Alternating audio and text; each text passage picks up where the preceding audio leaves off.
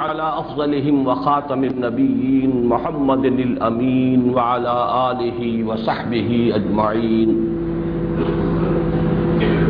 أما بعد فقد قال الله تبارك وتعالى كما ورد في سورة البقرة: أعوذ بالله من الشيطان الرجيم بسم الله الرحمن الرحيم. وَإِذْ قَالَ رَبُّكَ لِلْمَلَائِكَةِ إِنِّي جَاعِلٌ فِي الْأَرْضِ خَلِيفَةً. وقال تبارك وتعالى كما ورد في سورة صاد: يا داود إنا جعلناك خليفة في الأرض فاحكم بين الناس بالحق ولا تتبع الهوى. وقال عز وجل كما ورد في سورة النور: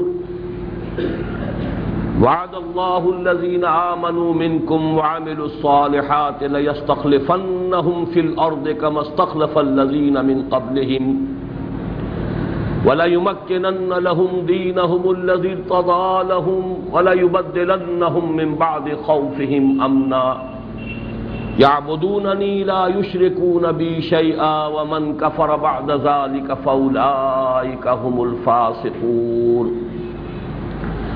وقال عز وجل كما ورد في سورة الشورى: شرع لكم من الدين ما وصى به نوحا والذي أوحينا إليك وما وصينا به إبراهيم وموسى وعيسى أن أقيموا الدين ولا تتفرقوا فيه. صدق الله العظيم. رب اشرح لي صدري ويسر لي امري واحلل عقدة من لساني يفقهوا قولي. اللهم ربنا الهمنا رشدنا واعذنا من شرور انفسنا.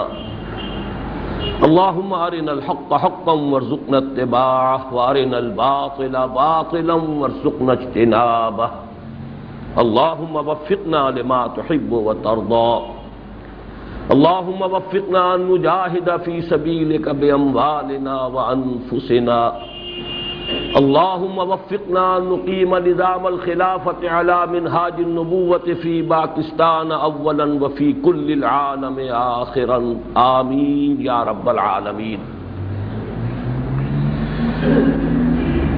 اس وقت مسجد میں جو حضرات جمع ہیں ان کی عظیم اکثریت تنظیم اسلامی کے سالانہ اجتماع میں شمولیت ہی کے لیے یہاں آئی ہے. محلے کے جو نمازی ہیں ان کی اطلاع کے لیے صرف عرض کر رہا ہوں کہ در حقیقت آج کے اس خطاب جمعہ سے تنظیم اسلامی کے 19ویں سالانہ اجتماع کا آغاز ہو رہا ہے. اس اعتبار سے میں نے یہ مناسب سمجھا کہ سب سے پہلے تنظیم کے بارے میں 2 سوال آپ کے سامنے رکھوں اور ان کے جوابات پیش کروں. تنظیم کیا ہے اور کیوں ہے؟ تنظیم سے وابستہ لوگوں کے لیے یہ ایک یاد دہانی ہے. کلا انہا تذکرہ. اپنے اس تحریکی شعور کو، اس کی بنیاد کو دوبارہ تازہ کرنا اختصار کے ساتھ. بسا اوقات بات بہت پھیل کر جب آتی ہے تو اس کا صغرا کبرا پوری طرح مستحضر نہیں رہتا. اختصار کے ساتھ وہی بات سامنے آئے تو اس سے مزید وضاحت جو ہے انسان کو خود حاصل ہو جاتی ہے. تنظیم اسلامی کیا ہے اور کیا نہیں ہے؟ اس پر ایک جملہ وہ ہے کہ جو تنظیم کی اکثر جو دعوتی اور تنظیمی مطبوعات ہیں ان کی پشت پر شائع ہو رہا ہے. لیکن ہوتا یہی ہے کہ جو چیز کثرت کے ساتھ نگاہوں سے گزرے اور نگاہوں کے سامنے آئے اس کی طرف توجہ نہیں رہتی. جیسے کہ میں نے بارہا عرض کیا ہے کہ نفی اور اثبات کا اسلوب ہے. ہمارے ہاں کلمہ طیبہ میں بھی نفی پہلے ہے، اثبات بعد میں ہے. لا الہ الا اللہ. اسی طریقے سے جو آیت الکرسی کے بعد جو عظیم آیات آئی ہیں وَمَن يَكْفُرْ بِالطَّاغُوتِ وَيُؤْمِن بِاللَّهِ فَقَدِ اسْتَمْسَكَ بِالْعُرْوَةِ الْوُثْقَىٰ. نفی پہلے ہے، کفر بالطاغوت پہلے ہے، ایمان باللہ اس کے بعد ہے. اسی طریقے سے تنظیم اسلامی کو ڈیفائن کرنے کے لیے جو جملہ لکھا جاتا ہے، آج اس پر غور کیجئے، اس میں پہلے دو چیزوں کی نفی کی گئی ہے۔ تنظیم اسلامی نہ کوئی مذہبی فرقہ ہے، نہ معروف معنی میں سیاسی جماعت ہے۔ ان دونوں چیزوں کو اچھی طرح ذہن نشین کرنا چاہیے، اس لیے کہ مذہب کا کوئی تصور اس وقت ہماری دنیا میں فرقے کے بغیر نہیں ہے۔ یا تو امت کی عظیم اکثریت وہ ہے کہ جو مذہب سے بیگانہ ہو چکی ہے، عملاً کوئی تعلق نہیں۔ جن لوگوں کا مذہب کے ساتھ کسی اعتبار سے کوئی تعلق ہے، ذہنی عملی، وہ کسی نہ کسی فرقے کے ساتھ وابستہ ہے۔ اور یہ فرقے واریت جو ہے اب ایک بہت بڑی لعنت بن کر، میں یہ سمجھتا ہوں کہ اس ملک کو جو خطرات باہر سے خارج سے درپیش ہیں، اس سے کہیں بڑا شدید خطرہ جو ہے وہ اس کے اندر سے، داخل سے، اس فرقے واریت کے اندر جو کشیدگی اور جو تلخی پیدا ہو رہی ہے اس سے لائی۔ تو اس ایک لفظ کو آپ ایسے ہی سرسری طور پر نہ لے لیا کریں۔ تنظیم اسلامی کوئی مذہبی فرقہ نہیں،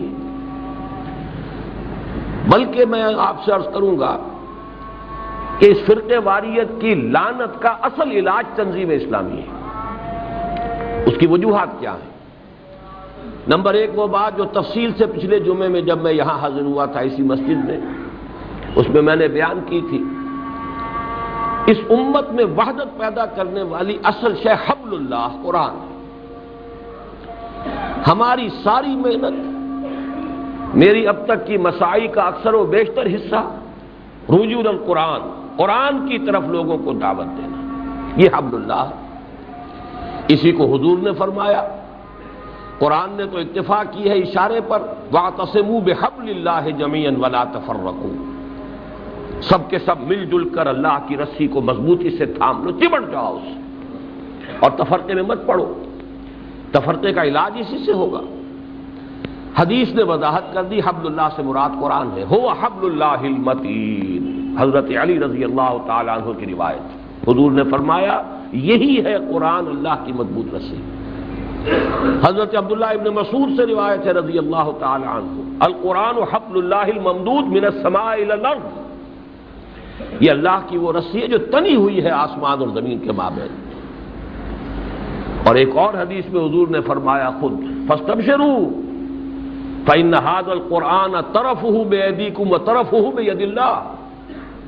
کچھ صحابہ جو مسجد نبوی میں قرآن مجید کا مذاکرہ کر رہے تھے، سمجھا رہے تھے، گفتگو کر رہے تھے، حضور کو نے دیکھا، چہرے پر بشاشت، خوشی کے آثار ظاہر ہوئے، پھر آپ قریب آئے، پوچھا الستم تشهدون ان لا الہ الا اللہ وانی رسول اللہ وان هذا القرآن جاء من عند اللہ، کیا آپ لوگ اس بات کی گواہی نہیں دیتے کہ اللہ کے سوا کوئی معبود نہیں، میں اس کا رسول ہوں اور یہ قرآن اللہ کے پاس سے آیا؟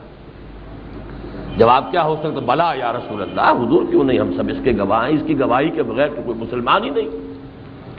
تب آپ نے فرمایا فاستبشروا، تو خوشیاں مناؤ، فإن هذا القرآن طرفه بأيديكم وطرفه بيد اللہ، اس قرآن کا ایک سرا تمہارے ہاتھ میں اور ایک سرا اللہ کے ہاتھ میں۔ اب اس سے زیادہ تو وضاحت ہو نہیں سکتی۔ تو ہم نے تو چونکہ اصل جو ہے ہماری جڑ، بنیاد، اب بھی جب ہم اپنے پورے کام کو ایک وحدت کی حیثیت سے تشبیہ دیتے ہیں درخت سے، کہ جو بھی کام ہم کرنے کی کوشش کر رہے ہیں اس میں جڑ کی حیثیت ہے دعوت رجوع القرآن، تمسک بالقرآن، اس کے بعد تنے کی حیثیت ہے اس تنظیم اسلامی کی، اور اس کے بعد تحریک خلافت ہے تاکہ to reach out to the masses, لوگوں تک پہنچے۔ اس طریقے سے یہ گویا کہ ایک ہی آرگینک ہول ہے، ایک حیاتیاتی اکائی ہے، اس میں جڑ وہی۔ دوسری بات یہ کہ جب تک ایک اعلیٰ نصب العین نہ ہو، بلند تر نصب العین ہوگا تو چھوٹے اختلافات خود بخود دب جائیں گے۔ اس کی بڑی پیاری مثال ہندوستان میں پیش آئی، جب وہاں آئلی قوانین کا مسئلہ اٹھ کھڑا ہوا، کلکتہ کی ہائی کورٹ نے ایک مسلمان خاتون کے مقدمے میں ایک ایسا فیصلہ دے دیا جو شریعت کے منافی تھا، شریعت پر اضافہ تھا، کم سے کم منافی نہیں تو اس پر مسلمانوں نے ایک تحریک چلائی، احتجاجی تحریک، اور اس کا احتجاجی تحریک میں تمام مسلمان جمع ہو گئے، کیونکہ اب ایک بلند تر مقصد سامنے آ گیا۔ چنانچہ یہ معجزہ ہوا کہ لکھنؤ جیسے شہر میں جس میں ہر سال شیعہ سنی فساد لازم تھا، ہو ہی نہیں سکتا تھا محرم میں شیعہ سنی فساد نہ ہو لکھنؤ، ان سالوں میں نہیں ہوا۔ تو جب کوئی بلند تر مقصد سامنے آتا ہے تو چھوٹے اختلافات نیچے دب جاتے ہیں۔ اگر کوئی ہائر آئیڈیل ہے ہی نہیں، کوئی اعلیٰ نصب العین ہے ہی نہیں، کوئی بلند تر مقصد ہے ہی نہیں، تو ظاہر بات ہے کہ پھر تو چھوٹے چھوٹے اختلافات خود بخود ابھریں گے، نمایاں ہوں گے، آؤٹ آف پروپورشن جو ہے ان کی اہمیت ہو جائے گی، اور اسی سے پھر فرقہ واریت بڑھتی ہے۔ تو یہ دو کام ہیں جو ہم کر رہے ہیں، ایک اعلیٰ تر نصب العین قیام خلافت کے لیے جمع ہو جاؤ، اللہ کی حکومت قائم کرنے کے لیے جمع ہو جاؤ، اقامت دین کی جد و جہد کے لیے جمع ہو جاؤ، یہ بلند تر نصب العین ہے۔ ظاہر بات ہے کہ اس کے نیچے کوئی حنفی ہے، کوئی اہل حدیث ہے، کوئی شافعی ہے، کوئی پرواہ نہیں، یہ تمام چیزیں جو ہے دین اسلام ہی کے اندر ہیں، ان سے باہر نہیں ہے۔ ان کے اندر جو بھی ہے اپنے سینے کو کشادہ رکھیے، اپنے ذہن کو وسعت دیجیے، لیکن جو ہے ایک طرف اس جڑ کو، قرآن مجید کو، اعتصام بحبل اللہ، اور دوسری طرف ایک اعلیٰ نصب العین کے لیے اپنی توانائیوں کو وقف کیجیے۔ تو فرقہ واریت کی یوں سمجھیے کہ اینٹی تھیسس جس کو کہا جائے گا، اس کی نفی ہے تنظیم اسلامی۔ دوسری بات ہم نے یہ کہی کہ یہ معروف معنی میں کوئی سیاسی جماعت نہیں ہے۔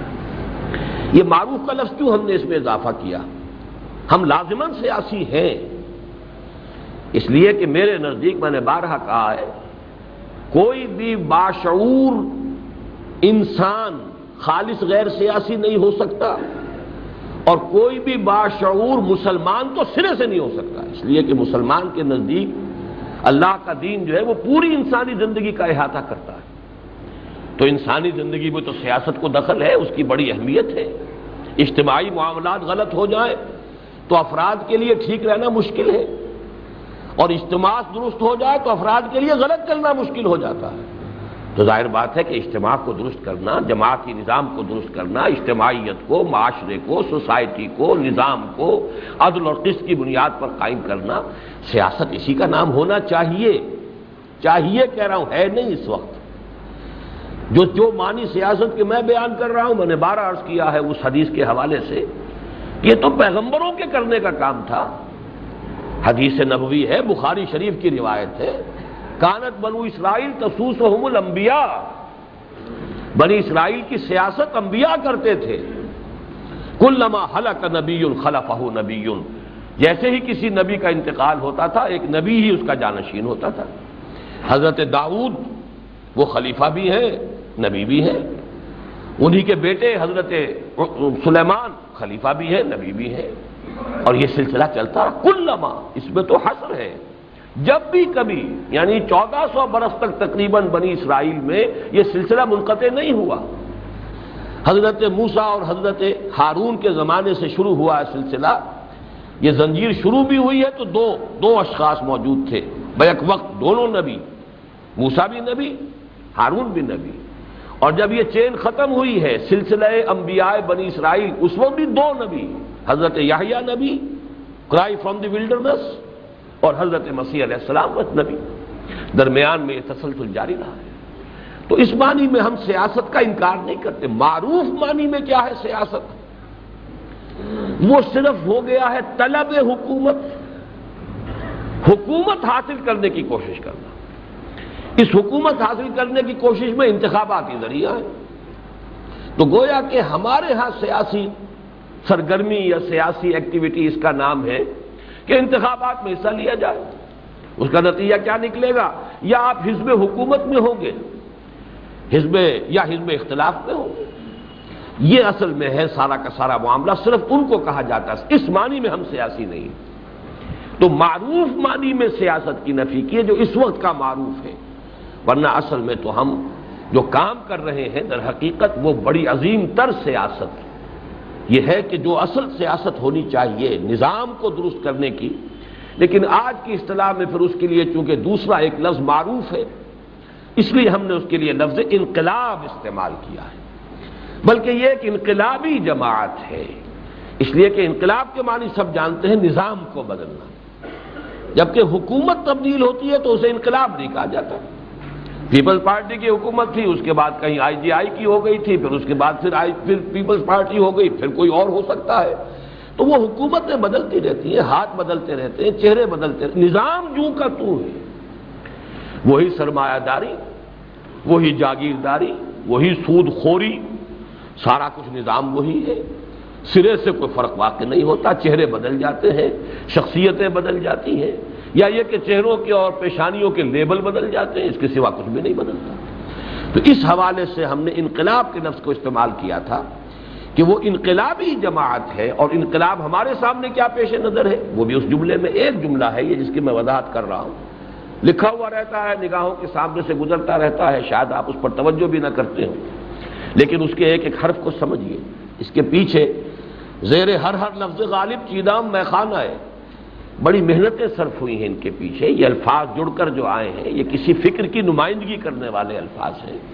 یہ ہمارے اس پورے صغرا کبرا جو ہے یہ اس کا ایک خلاصہ ہے کہ یہ انقلابی جماعت ہے جو اولاً پاکستان، ظاہر بات ہے، فطری بات ہے کہ آدمی آغاز کر سکتا ہے کسی جد و جہد کا وہیں سے جہاں وہ رہتا ہے، جہاں اللہ تعالیٰ نے اسے پیدا کیا ہے، جہاں اس کے بات کو سمجھنے والے موجود ہیں، اس کو جاننے والے موجود ہیں، اس کا ماضی ان کے سامنے ہے، اس کے بارے میں اس کو معلومات حاصل ہے، کوئی گیپ آف کمیونیکیشن نہیں ہے. زبان جو ہے وہ وہی بولتا ہے کہ جو لوگ سمجھتے ہیں.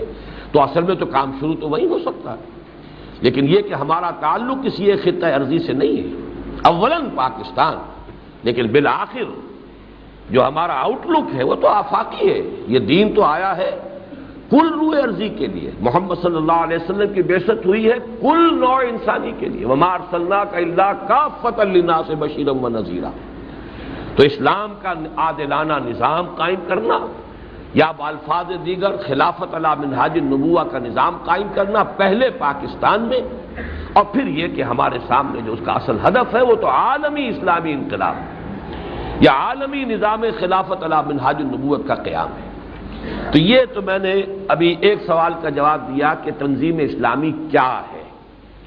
تنظیم اسلامی نہ کوئی مذہبی فرقہ ہے، نہ معروف معنی میں کوئی سیاسی جماعت ہے، بلکہ ایک ایسی اسلامی انقلابی جماعت ہے جو اولاً پاکستان اور بالآخر کل روح ارضی پر اسلام کے نظام عدل اجتماعی یا بالفاظ دیگر خلافت علی منہاج النبوت کا عالمی سطح پر قیام پیش نظر رکھتی ہے. اب آئیے یہ کیوں قائم ہوئی؟ دیکھیے ہر شے کے لیے کوئی محرک ہوتا ہے. یہ جب ہم کبھی پڑھا کرتے تھے فزیولوجی، بالکل میڈیکل تعلیم کے آغاز میں، تو ایک عجیب نظریہ بھی سامنے آیا تھا کہ انسان کی اصل حیثیت جو ہے وہ خواب اور نیند کی حیثیت ہے. نارمل حیثیت انسان کی بیداری کی نہیں ہے، بلکہ اصل میں تو تمام حیوانات کے لیے جو بیسک ان کی اور اصل جو کیفیت ہے وہ نیند کی ہے. کوئی سٹیمولس ہوتا ہے تو وہ جاگتا ہے، کوئی محرک اسے درکار ہے کسی عمل کے لیے، اور ظاہر بات ہے بیداری میں تو کوئی عمل ہوگا. تو بہرحال یہ اس لیے یاد آ گیا اس وقت کہ یہ تو ایک انتہائی نظریہ ہے، لیکن جب بھی کوئی کام آپ کرتے ہیں کوئی سبب ہوتا ہے. اس کا کیا محرک کیا ہے، جذبہ کیا ہے، کیوں کر رہے ہیں؟ آخر اس کے لیے کوئی معقول سبب ہونا چاہیے، کوئی دلیل ہونی چاہیے، کوئی اس کے لیے محرک ہونا چاہیے، کوئی عوامل ہونے چاہیے. بہرحال چونکہ تنظیم اسلامی کے نام سے جو بھی یہ ہے اجتماعی قائم ہوئی ہے، اس کا آغاز میں نے کیا، میری حیثیت اس میں داعی کی ہے، لوگ جمع ہوئے اور پھر یہ تنظیم وجود میں آئی. تو میں اپنے بارے میں دو باتیں پھر وہ نفی کے انداز میں آپ کے سامنے رکھ دوں. نہ یہ میرا پیشہ ہے، دینی طور سے ظاہر بات ہے کہ میں اس وقت کسی مذمت کے انداز میں نہیں کہہ رہا ہوں، ایک صورت واقعی ہے کہ کوئی دینی سرگرمی ہمارے ہاں پیشہ ورانہ بھی ہوتی ہے ایک خاص حالات کے اندر، اگرچہ اسلام میں نہیں ہونا چاہیے، کوئی پیشہ نہیں ہونا چاہیے. ہر مسلمان کو دین کا وہ بنیادی علم حاصل کرنا چاہیے کہ وہ نماز پڑھا سکے، وہ خطبہ جمعہ دے سکے، وہ نکاح پڑھا سکے، اپنی بچی کا نکاح خود پڑھائے، وہ اپنے والد کا جنازہ خود پڑھے. یہی چیزیں ہیں جو ہم چونکہ نہیں کرتے تو ہم نے پیشہ بنا دیا، مولوی صاحب چاہیے. اور چونکہ جب پیشہ بن گیا تو جہاں ڈیمانڈ ہوگی سپلائی ہوگی، اس کے لیے مدرسے قائم ہیں، اس کے لیے سپلائی ہو رہی ہے، اس کے لیے لوگ تیار، اور وہ ایک علیحدہ پیشہ بن گیا جو کہ حقیقت میں ہمارے دین میں نہیں ہے۔ نہ ہمارے ہاں کوئی برہمنیت ہے اور نہ ہمارے ہاں کوئی پاپائیت ہے۔ برہمنیت نسلی شے ہے، پاپائیت جو ہے وہ ایک مذہبی پیشے کے اعتبار سے۔ اسلام میں دونوں کی کوئی گنجائش نہیں، بالفعل دونوں اس وقت موجود ہیں مسلمانوں میں، تو اسلام اور شے ہے، مسلمان اور شے ہے، ان دونوں کو گڑبڑ کرنے کی ضرورت نہیں ہے۔ اسلام میں نہ برہمنیت ہے نہ پاپائیت ہے، آج مسلمانوں نے یہ دونوں چیزیں جو ہے اپنے اندر پیدا کر دی ہیں۔ بہرحال میں نے جو وضاحت کی وہ یہ کہ میرے بارے میں یہ تو سب کو معلوم ہے کہ یہ میرا پیشہ نہیں تھا۔ اسی طریقے سے اب 63واں برس میری عمر کا ہے، تو اس میں بھی کسی کو شک نہیں ہونا چاہیے کہ سیاست میرا مشغلہ کبھی نہیں رہا۔ جماعت اسلامی سے علیحدہ ہوا اس بنیاد پر کہ یہ انتخابی سیاست جو ہے اس کی دلدل میں پھنس گئے ہیں ہم، اور عافیت اس میں ہے کہ ابھی تسلیم کر لیں کہ غلطی ہو گئی ہے۔ ابھی تو زیادہ عرصہ نہیں گزرا تھا، سن 41 سے سن 55 میں 56 میں ہم نے جو بھی بات کہی تھی، تو ابھی زیادہ عرصہ نہیں گزرا تھا، تو اگر تسلیم کر لیتے تو بہرحال یہ تو چونکہ حضور نے فرمایا ان کلمۃ اللہ تفتح عمل الشیطان، اگر ایسا ہوتا تو یوں ہو جاتا، یہ نہیں کہنا چاہیے ما شاء اللہ کان وما لم یشاء لم یکن، جو ہوا ہے وہ یقیناً اللہ تعالیٰ کے اذن سے ہوا ہے، تبھی ہو سکا ہے۔ ہم اس کی عظیم تر اور وسیع تر مصلحتوں کو نہیں جانتے، اس کی مشیت جو ہے اس کا تو ایک دن آپ کو معلوم ہے 1000 برس کا ہے ہمارے حساب سے۔ بہرحال نہیں ہوا، لیکن میں صرف اس وقت تذکرہ میں جماعت پر تنقید کے اعتبار سے نہیں کر رہا، اپنی پوزیشن واضح کرنے کے لیے کہ میری علیحدگی وہاں سے ہوئی صرف اسی وجہ سے۔ اور پھر یہ کہ اس کے بعد بہرحال سن 56 سے لے کر اب یہ 96 آنے والا ہے، 40 برس ہو رہے ہیں، 38 برس تو ہو ہی چکے، کم سے کم 37 برس ہو گئے چھوڑے ہوئے جماعت کو۔ کتنے یہاں پر الٹ پھیر آئے ہیں، سیاسی جو ہے رد و بدل ہوا ہے، سوائے اس کے کہ ضیاء الحق صاحب کے بارے میں ایک مغالطہ مجھے ہو گیا تھا، لیکن یہ کہ اس کو درست ہونے میں صرف 2 مہینے لگے، لیکن یہ کہ بہرحال یہ تھا کہ غالباً یہ شخص کچھ کام کرنا چاہتا ہے دین کے لیے۔ اور اس کو ذہن میں رکھیے، سوڈان میں اس وقت جو کام ہو رہا ہے وہ اسی نہج سے ہو رہا ہے۔ یہ ناممکن نہیں تھا کہ اس نہج سے کوئی کام ہو سکے، اگر فیصلہ کن اس کا کوئی معاملہ ہوتا تو بہت بڑی تبدیلی وہ شخص اس ملک میں لا سکتا تھا۔ آج سوڈان میں اسی طور سے ہو رہا ہے، وہاں کوئی انقلابی عمل سے نہیں ہوا، نہ ہی وہاں پر جو ہے کسی انتخابی عمل سے ہوا ہے، لیکن یہ کہ ایک فوجی جو بھی تھے وہ ایک فیصلے کے ساتھ آئے، تو اس میں کچھ اللہ کرے، ویسے نہیں معلوم کہ کیا صورتحال ہے، تفاصیل کا مجھے علم نہیں ہے، خبریں اچھی آتی ہیں، اللہ کرے کہ اس میں برکت اور پیدا ہو۔ کر سکتے تھے وہ، لیکن مجھے اندازہ ہو گیا کہ نہیں، کوئی ارادہ نہیں ہے۔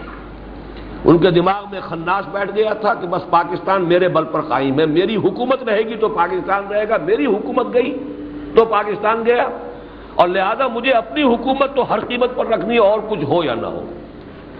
یہ ان کے پورے طرز عمل کا بالکل خلاصہ ہے، اس کے سوا کچھ نہیں ان کے ساتھ۔ بہرحال میرا اگر کوئی جرم اس معاملے میں شمار ہو سکتا ہے تو وہ 2 مہینے ان کی شورا کی شمولیت ہے، باقی میری پوری زندگی اس سیاسی مشغلے سے خالی رہی۔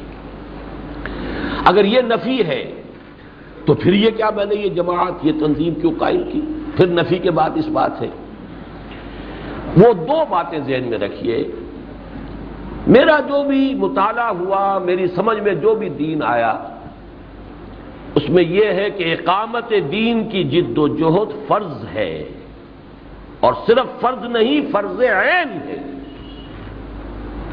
ان دونوں لفظوں میں بھی فرق ہے۔ فرض کی بھی قسمیں ہوتی ہیں، فرض کفایہ بھی ہوتا ہے۔ نماز جنازہ فرض کفایہ ہے، چند لوگ ادا کر لیں بات پوری ہو جائے گی، سب کی طرف سے لازم نہیں ہے کہ سبھی اس میں شامل ہیں، لیکن نماز فجر ظہر عصر یہ فرض عین ہے، ہر شخص کو پڑھنا۔ تو اقامت دین کی جد و جہد فرض ہے، اور فرض کفایہ نہیں، فرض عین ہے۔ ہاں جب دین قائم ہو جائے کسی خطہ ارضی میں، پھر اس کی توسیع کی جد و جہد، چونکہ پھر وہ نظام حکومت کے تحت ہوتی ہے، وہ فرض عین نہیں رہتا۔ اس چیز کو اچھی طرح سمجھ لیجئے۔ مولانا اصلاحی صاحب نے اگرچہ اس کو اپنے ایک مضمون میں بہت خوبصورتی سے بیان کیا، ان کی جو کتاب ہے دعوت دین اور اس کا طریقہ کار، اس کا جو چیپٹر ہے تبلیغ کیوں، اس میں بڑی خوبصورتی سے بیان کیا ہے۔ اگر تو خلافت علی منہاج النبوت کا ادارہ قائم ہو گیا تو اب اصل میں توسیع ہے نا اس کی، اتنے علاقے میں تو قائم ہو گئی خلافت اللہ کی، اب اس کی توسیع ہے، یہ ہوگا حکومت کے نظم کے تحت، لہذا ہر فرد جو ہے وہ اس کا مکلف نہیں رہتا، حکومت جتنے طلب کرے موجود ہو جاؤ، آج 50,000 چاہیے، 50,000 آ گئے، باقی سب کی طرف سے فرض ساقط ہو گیا، آج فلاں مہم کے لیے 1,00,000 چاہیے، 1,00,000 آ گئے، ضروری نہیں ہے کہ پوری آبادی نکلے، یہ ہوگا حکومت کی سب، لیکن کب؟ جبکہ خلافت کا نظام کہیں بالفعل قائم ہو چکا ہو، جب تک وہ قائم نہیں ہوا ہر مسلمان پر فرض عین ہے کہ اس کی جد و جہد کرے۔ اس کی سادہ سی مثال سے اور آپ کو سمجھا دوں کہ فرض کیجئے اس ملک میں کوئی حکومت نہیں، کوئی نظام نہیں، کوئی پولیس نہیں، کوئی پرچہ نہیں، کوئی تھانہ نہیں، کوئی عدالت نہیں، تو ہر شخص کو اپنی حفاظت خود کرنی پڑے گی کہ نہیں؟ لازم ہو گیا۔ لیکن اگر حکومت ہو گئی ہے تو یہ فرض اب حکومت کا ہے، اب شہریوں کو حق حاصل ہے کہ وہ پاؤں پھیلا کر سوئیں۔ ہاں یہ ہے کہ اس کے لیے حکومت نے پولیس ہے، عدالت ہے، پرچہ ہے، یہ سارا نظام قائم کیا، اس کے لیے جتنے آدمی ضروری ہیں وہ فراہم کرنے ہوں گے۔ اسی طریقے سے کہیں اگر کوئی بھی حفظان صحت کا کوئی نظام نہیں ہے تو ہر شخص کو فکر کرنی پڑے گی، نظام ہے تو اب یہ ہے کیا ان کا ہے، کہاں سے کوئی ایپیڈیمک پھوٹ رہا ہے، نہیں پھوٹ رہا ہے، کہاں سے خطرے ہو رہے ہیں، کہاں سے اندازے ہیں، کہاں سے دیکھ بھال کرنی چاہیے، واگا کے اوپر کیمپ لگا دے، یہ حکومت کا کام ہے۔ ورنہ یہ کہ ہر شخص جو ہے اس وقت پینیکی ہوتا، تو صورتحال یہی ہے۔ بالکل اقامت دین کی جد و جہد فرض عین ہے جب تک کہ دنیا کے کسی بھی خطے میں خلافت علی منہاج النبوت کا نظام قائم نہیں، ہر مسلمان اس کے اوپر مکلف ہے، یہ فرض ہے۔ میں زور دے کر اس لیے کہہ رہا ہوں، بڑے بڑے دیندار فنے خان جو اپنے آپ کو بڑے متقی سمجھتے ہیں وہ بھی اس بات کو نہیں جانتے کہ یہ جد و جہد فرض ہے۔ اپنی جگہ وہ سمجھتے ہیں اپنے آپ کو بڑے متقی اور بڑے دیندار، لیکن یہ حقیقت بہت عرصہ لگا ہے کہ یہ ہمارے ذہنوں سے اوجھل ہوئی ہے۔ میری کتاب اب وہ چھپ چکی ہے، اسلام کا انقلابی فکر، اسلام کے انقلابی فکر کی تجدید و تعمیر، کہ اصل انقلابی فکر تھا کیا، وہ کیوں بیک گراؤنڈ میں چلا گیا اور دوبارہ اس کی تجدید کیسے ہوئی ہے۔ ہمیں بہرحال اس کا احساس ہونا چاہیے کہ ہم اس دور میں سانس لے رہے ہیں جبکہ اس فکر کی تجدید ہو گئی ہے، ضرورت عمل کی ہے، اس کے لیے ہم تیار نہیں ہوتے۔ بہرحال پہلی بات یہ جان لیجئے کہ یہ کیوں میں نے تنظیم قائم کی، جبکہ نہ یہ میرا پیشہ ہے، نہ الحمدللہ آج تک میں یہ کہہ سکتا ہوں کہ تنظیم اسلامی سے ایک پیسے کی کوئی بھی میں نے کوئی مفاد حاصل کیا، ایک پیسے کا۔ انجمن کی بات نہیں کر رہا، انجمن کی اس پریمیسز میں میری رہائش ہے، یہاں مجھے سہولتیں حاصل ہیں، لیکن اس کا بدل بھی ہے کہ میری ساری کتابیں، میرے سارے کیسٹس وہ انجمن کی ملکیت ہے یا جو بھی ہے، اس سے کوئی آمد نہیں ہے، میری کوئی رائلٹی نہیں، میری کوئی آمد نہیں، میرے کوئی اخراجات یہاں کے جو ہے وہ انجمن کے ذمے ہیں۔ لیکن تنظیم اسلامی کے بارے میں تو میں یہ کہہ سکتا ہوں، حلفاً کہہ سکتا ہوں کہ آج تک اس سے ایک پیسے کا بھی کوئی مفاد میں نے حاصل نہیں کیا۔ پھر بہرحال اب تک 63واں برس عمر کا ہے، جو کچھ میں نے کمایا اور کھایا ہے وہ بھی ایک حساب کم و بیش میں لکھ دیا ہے سب لوگوں کے سامنے۔ تو نہ یہ میرا پیشہ، نہ یہ میرا سیاسی اس معنی میں مشغلہ، تو کیوں کیا؟ اس لیے کہ میں تو مجبور ہوں۔ جزدار اگر کوئی مفر ہو تو بتاؤ، ناچار گناہگار سوئے دار چلے ہیں، اس کے سوا میرے پاس تو راستہ نہیں کہ یہ فرض عین ہے اور اس کے لیے جد و جہد اجتماعی سطح پر لازم ہے۔ اس کی تھوڑی سی ایک داستان بھی آپ کو بتا دوں، یہ میں لکھ چکا ہوں چیزیں، لیکن بہت سے حضرات ہمارے یہ چیزیں نہیں پڑھتے ہیں۔ عزم تنظیم نامی کتاب میں یہ چیزیں آپ کو مل جائیں گی، جو سلسلہ مطبوعات تنظیم اسلامی نمبر 1 پمفلٹ ہے۔ مجھ پر سب سے پہلا اثر جو پڑا ہے اس دنیا میں وہ علامہ اقبال کی ملی شاعری کا ہے، لیکن اس سے ایک جذبہ ملی بیدار ہوا تھا۔ ہم مسلمان ہیں، ہمارا ایک اپنی تہذیب ہے، کلچر ہے، مسلمان قوم ہے۔ اس کے بعد یہ کہ کالج میں آتے ہی، بلکہ اس سے پہلے ہائی اسکول کے دور سے ہی میں مولانا مودودی کی تحریروں سے متعارف ہوا۔ اس کے بعد 10 برس میرے کالج کی زندگی کے 7 برس 3 اور اس تحریک کے ساتھ عملاً گزرے۔ مولانا مودودی اور مولانا امین احسن اصلاحی، ان دونوں کی تحریروں سے یہ تصور جو میں بیان کر رہا ہوں بہت کلیئر میرے سامنے آ چکا تھا، جبکہ میری عمر صرف 19 برس تھی۔ اسی عزم تنظیم والے کتابچے میں نے اپنی اس 19 برس کی عمر کی ایک تحریر بھی دے دی ہے کہ یہ تھا جو میں نے سبق سیکھا تھا 1951 میں، جبکہ میری عمر ابھی 19 برس تھی۔ اس کے بعد سے جو میرا مطالعہ ہے، اب ظاہر بات ہے 51 کے بعد اب یہ 94 43 برس کی بات ہے، نصف صدی کی قصہ ہے، 2-4 برس کی بات نہیں۔ جتنا قرآن پڑھا، جتنی حدیث پڑھی، جتنی سیرت کا مطالعہ کیا، وہ پختہ سے پختہ تر، گہرا سے گہرا تر، اس کی گہرائی اور گہرائی میں اضافہ ہوتا چلا۔ کیا ہے وہ؟ ہر مدعی ایمان پر پہلا فرض عین ہے کہ اللہ کا بندہ بنے، اور بندگی کا مطلب ہے پوری زندگی میں اس کی اطاعت اور عبادت، جزوی نہیں۔ دوسرا فرض عین اس کا یہ ہے اسی کا داعی اور پرچارک بن کر کھڑا ہو جائے، اسی کی دعوت۔ تیسرا فرض عین ہے کہ اس بندگی رب کا نظام قائم کرنے کے لیے پوری زندگی انسانی جو ہے وہ اسی اصول کے اوپر استوار ہو جائے، اس کے لیے تن من دھن کے ساتھ جد و جہد کرے۔ اور ظاہر بات ہے کہ یہ کام کسی جماعت کے بغیر نہیں ہو سکتا۔ تو جیسے نماز فرض ہے تو وضو کے بغیر پڑھی نہیں جا سکتی، تو وضو بھی فرض ہے، ایسے ہی اقامت دین کی جد و جہد، اللہ کے دین کو قائم کرنے کی جد و جہد فرض ہے، وہ جماعت کے بغیر ممکن نہیں، تو التزام جماعت بھی فرض ہے۔ 4 جملوں سے زیادہ نہیں ہے۔ ویسے اس خانے میں جو جو رنگ میں نے بھرے ہیں اللہ کے فضل و کرم سے، ہر ایک سطح کی اصطلاحات کو علیہ نظر بیان کیا ہے۔ پہلی سطح پر اسلام کا لفظ ہے، ٹو سرنڈر، اللہ کی احکام کی مخالفت ترک کر دینا، اسلام، گردن نہادن، سپر انداختن۔ پھر اسی کے اندر لفظ آتا اطاعت۔ سرنڈر تو آدمی مجبوراً بھی کر دیتا ہے کبھی، کہ اب تابع مقاومت نہیں رہی، مقابلے کی ہمت نہیں رہی، نہیں، اطاعت تو سے بنا ہے، دلی آمادگی سے اللہ کی بات ماننا، یہ اس سے اگلا قدم ہو گیا۔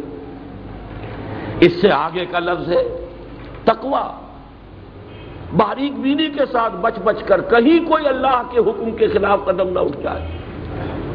یہ اسی کا ایک نیگیٹو پہلو ہے، دونوں کا ایک اندرونی حصہ ہے۔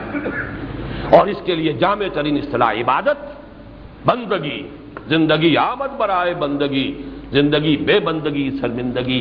لیکن اس عبادت کا یہ جو ہمارا مطالبات دین کے نام سے کتاب سے چھپ چکا ہے، اس کا جزو لازم ہے محبت۔ اللہ کی ہمتن اطاعت اس کی محبت کے جذبے سے سرشار ہو کر کی جائے۔ دیکھیے، ایک ہے سرنڈر، چاہے مجبوراً بھی ہو گیا، مسلمان تو ہو گئے، اطاعت تو کے ساتھ، دلی آمادگی کے ساتھ بات مان، ایک ہے محبت کے جذبے سے سرشار ہوگا۔ اب اس میں جو آپ اندازہ کیجئے جو رنگ اور جو گڑھاس پیدا ہوا ہے اس کا، یہ ہے پہلی سطح۔ دوسری سطح تبلیغ۔ تبلیغ کسے کہتے ہیں؟ کوئی بات کسی کو پہنچانا، قرآن پہنچاؤ، دین پہنچاؤ، اللہ کی بندگی کا پیغام پہنچاؤ، بلغوا عنہ ولو آیۃ، چاہے ایک ہی آیت کے ذریعے پہنچاؤ۔ دعوت کسے کہتے ہیں؟ کسی کو بلانا، پہلے پیغام دینا ہے، پھر اسے کھینچ کر اسلام کی طرف لے آنا ہے۔ ایک ہی عمل کے 2 رخ ہیں، تبلیغ ٹو ریچ آؤٹ، اور دعوت کھینچ کے لاؤ، بلا کے لاؤ۔ ادعو الی سبیل ربک، پہنچاؤ، بلاؤ انہیں اللہ کے راستے کی طرف۔ اسی کے لیے ہے پھر امر بالمعروف نہی عن المنکر، نیکی کا حکم، بدی سے روکنا۔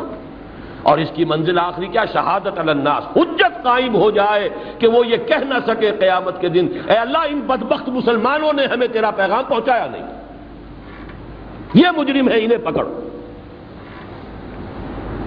یہ بنے پھرتے تھے ٹھیکیدار تیرے نبی کے، سارے نبیوں سے افضل ہمارا نبی، سارے نبیوں سے افضل ہمارا نبی، لہک لہک کر یہ گاتے رہے، اس نبی کا پیغام انہوں نے ہم تک پہنچایا ہی نہیں۔ ہمیں متنفر کیا نبی سے، ہم نے ان کے طرز عمل کو دیکھ کر نبی کو پہچانا۔ درخت اپنے پھل سے پہچانا جاتا ہے، اگر اس نبوت کے درخت کے پھل یہ ہیں تو اس سے توبہ بھلی۔ دنیا نے کہا ہے، بہت بڑا ڈرامہ نمیس، اس نے کہا کہ میں جب قرآن پڑھتا ہوں تو محسوس کرتا ہوں اس سے بہتر کتاب کوئی نہیں، مسلمانوں کو دیکھتا ہوں تو محسوس کرتا ہوں ان سے زیادہ ذلیل قوم کوئی نہیں۔ یہ ہے شہادت علی الناس کرنا، تو یہ تھا کہ لوگ دیکھتے، ہمارے عمل کو دیکھتے، ہمارے پیغام کو دیکھتے، ہماری قول کو دیکھتے، ہماری دعوت اور اس کے استدلال کو دیکھتے اور کہتے ہاں ٹھیک ہے، درست تھا، تم نے اپنا حق ادا کر دیا، تم نے بات کہہ دی، بس بات ختم ہوئی۔ آپ کہہ سکیں اللہ کے ہاں اللہ ہم نے بات کہہ دی تھی، ماننا نہ ماننا کسی سے منوانا آپ کے اختیار میں نہیں۔ وما انت علیہم بمسیطر، یہ دوسرے لیول کی چار اصطلاحات۔ تیسرے لیول پر تکبیر ربک فکبر، اپنے رب کی بڑائی قائم کرو۔ اللہ اکبر صرف کہنے کے لیے نہیں ہے، کبریائی کو نافذ کرو، اقامت دین کو قائم کرو۔ اس کی میں نے آیت آج آپ کو سنائی، ان اقیموا الدین ولا تتفرقوا فیہ۔ یہ وہ فرض ہے کہ جو تمام امتوں پر رہا۔ شرع لکم من الدین ما وصى به نوحا والذی اوحینا الیک وما وصینا به ابراہیم وموسیٰ وعیسیٰ ان اقیموا الدین ولا تتفرقوا فیہ۔ یہ تو وہ فرض رہے کہ جو صرف امت محمد کا نہیں ہے، یہ تو سب کا رہا۔ اسی کی تلقین، اسی کی نصیحت نوح کو اور موسیٰ کو اور عیسیٰ کو اور ابراہیم کو اور اے محمد آپ کو دین کو قائم کرو۔ اسی میں وضاحت کی ہم نے کہ دین ایک رہا ہے آدم سے لے کر این دم تک، بلکہ قیامت تک دین میں کوئی تبدیلی نہیں ہوئی ہے۔ تمام انبیاء کا نام لے کر قرآن میں کہا گیا کہ نہیں، ان هذه امتکم امۃ واحدۃ وانا ربکم فاعبدون، یہ تمہاری ایک ہی امت ہے، رسول تو ایک امت ہے، دین ایک ہے، رسول ایک امت ہے، لیکن رسولوں کے ساتھ جو مذہب جو احکام آئے ان میں فرق ہوتا رہا، شریعت میں فرق ہوتا رہا، شریعت موسوی شریعت محمدی میں فرق ہے، دین موسوی دین محمدی میں کوئی فرق نہیں، دین تو ایک ہے۔ شرع لکم من الدین ما وصى، دین کے معاملے میں تو وہی بات، ما وصى به نوحا والذی اوحینا الیک وما وصینا به ابراہیم وموسیٰ وعیسیٰ ان اقیموا الدین ولا تتفرقوا فیہ۔ اسی کا نام ہے یکون الدین کلہ للہ، دین کل کا کل اللہ کے لیے ہوتا ہے۔ اسی کا نام ہے غلبہ دین لیظہرہ علی الدین کلہ۔ ہم نے اپنے رسول محمد کو تو بھیجا اس فیصلے کے ساتھ دین کو غالب کریں کل کے کل تمام نظام زندگی کو۔ اسی کا مطلب ہے نظام خلافت قائم کرنا۔ یا داؤد انا جعلناک خلیفۃ فی الارض فاحکم بین الناس بالحق ولا تتبع الہویٰ۔ اے داؤد، ہم نے تمہیں زمین میں خلافت عطا کی ہے۔ اب اس کو بھی ہمارے بعض مفسرین بعض مولویوں نے عجیب عجیب رنگ دے دیا ہے، خلافت سے مراد کیا ہے؟ اور حضرت آدم کو جو خلیفہ بنایا گیا تو وہ جنوں کے خلیفہ تھے کہ اللہ کے خلیفہ تھے کہ کس کے خلیفہ تھے؟ جنات کا خلیفہ بھی بنا دیا۔ بہرحال اللہ جزائے خیر دے امام راضی کو، بڑی انہوں نے شرح و بسط کے ساتھ جو ہے بحث کی ہے کہ یہ خلافت اللہ ہے، اس لیے کہ اس میں دلیل یہ دوسری آیت لائے ہے سورہ صاد کی، جب داؤد سے کہا گیا ہم نے تمہیں خلیفہ بنایا ہے فاحکم بین الناس بالعدل، بس فیصلے کرو، حکومت کرو لوگوں کے مابین عدل کے ساتھ۔ یہ ہے خلافت کا مطلب۔ یہ آیت خود واضح کر رہی خلافت سے مراد کیا ہے، اللہ کا نظام عدل قائم کیا جائے، اس کا دیا ہوا نظام عدل اجتماعی نافذ کیا جائے۔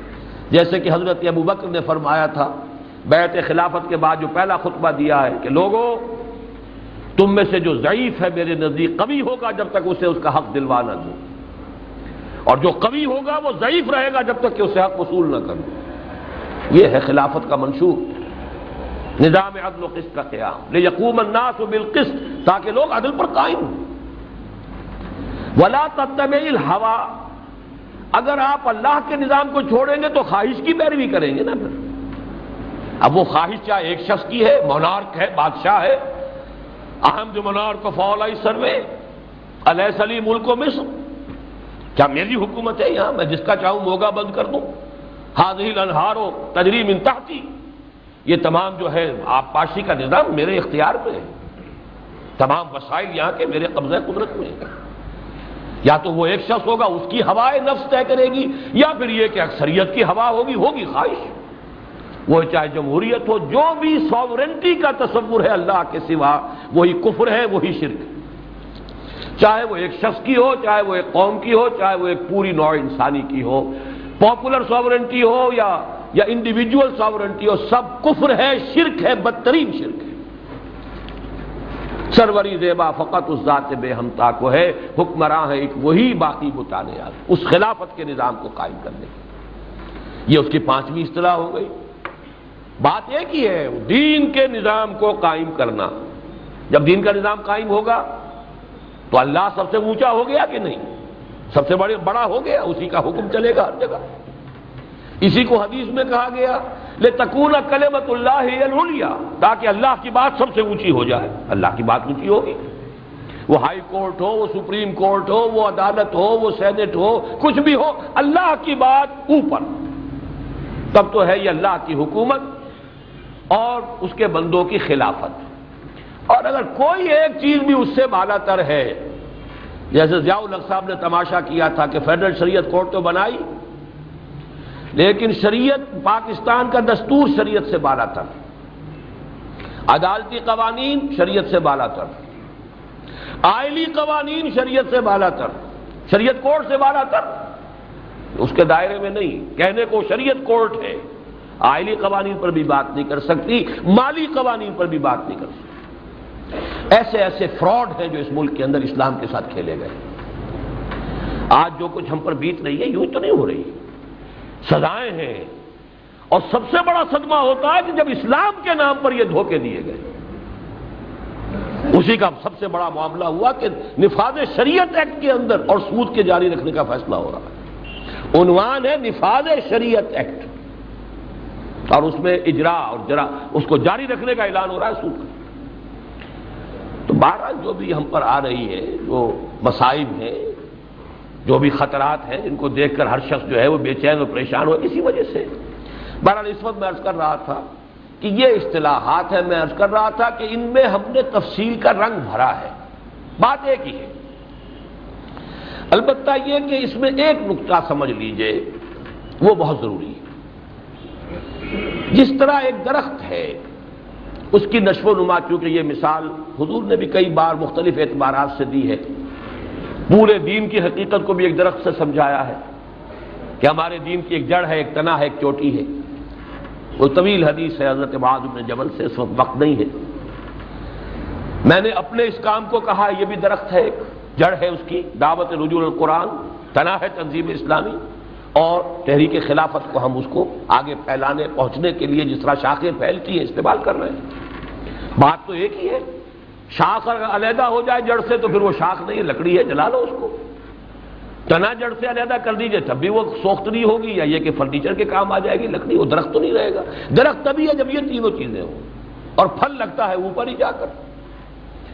بہرحال اسی طریقے سے دیکھیے درخت، اس کے لیے بیج اور کوئی گٹھلی جو بھی ہے، بیج ہی ہے، وہ صحیح ہونا چاہیے. نمبر 1، جہاں آپ نے لگایا ہے اسے وہ زمین صحیح ہونی چاہیے، فضا صحیح ہونی چاہیے، جس میں آکسیجن ہو، اس کے لیے غذا موجود ہے، تو درخت پروان چڑھے گا. پروان چڑھے گا تو اس کے اندر جو کچھ مضمر ہے وہ سب ظاہر ہوتا چلا جائے گا. آم کی گٹھلی میں آم کا پورا درخت مضمر ہے. یہ تینوں چیزیں اگر صحیح ہیں تو کسی ایک جگہ پر جا کر وہ آم کا پودا رکے گا نہیں، وقت تو لے گا، بڑھے گا، پھر جائے گا، پختہ ہوگا، پھر اس میں آم لگے گا. یہ نہیں ہو سکتا کہ تینوں چیزیں ٹھیک ہوں اور یہ اس کی نشو و نما کسی جگہ رک جائے. اگر رک گئی ہے تو اس کا مطلب ہے کہیں خرابی ہے. اسی کو سمجھ لیجئے، جس شخص کے دین و اسلام کا درخت اس طور سے ترقی نہیں کرتا یا بیج خراب ہے، ایمان درست نہیں ہے اس کا، یا اس کی شخصیت بیمار ہے، اندر سے کھوکھلا ہے، قوت ارادی نہیں ہے، منافقت ہے۔